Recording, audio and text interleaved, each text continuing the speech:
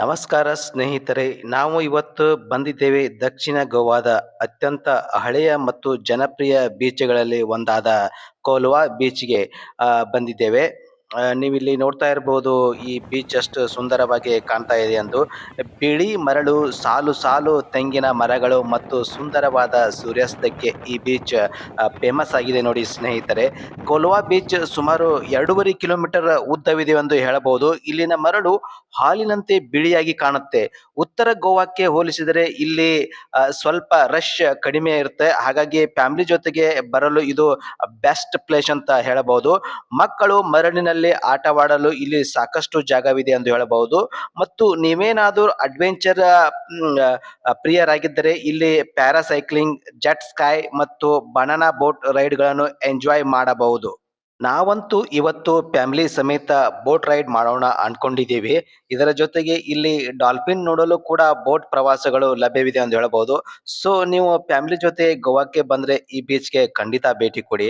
ಒಂದು ಕಾಲದಲ್ಲಿ ಇದು ಪೋರ್ಚುಗೀಸ್ ಶ್ರೀಮಂತರ ನೆಚ್ಚಿನ ರಜಾ ತಾಣವಾಗಿತ್ತು.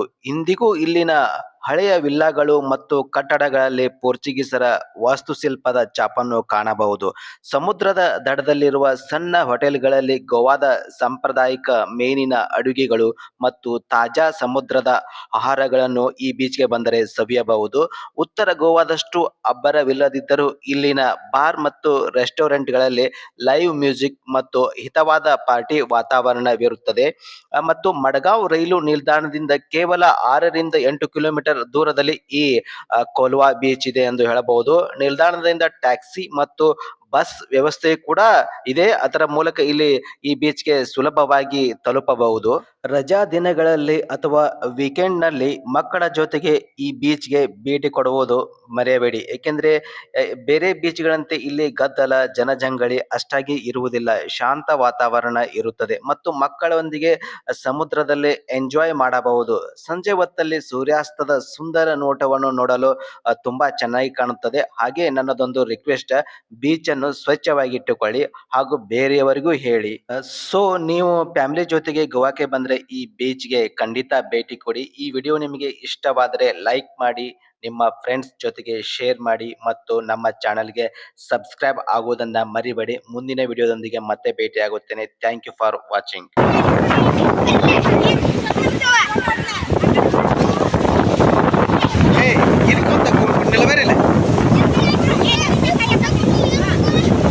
ಅಷ್ಟೇನಿಲ್ಲ ಅಷ್ಟೇನಿಲ್ಲ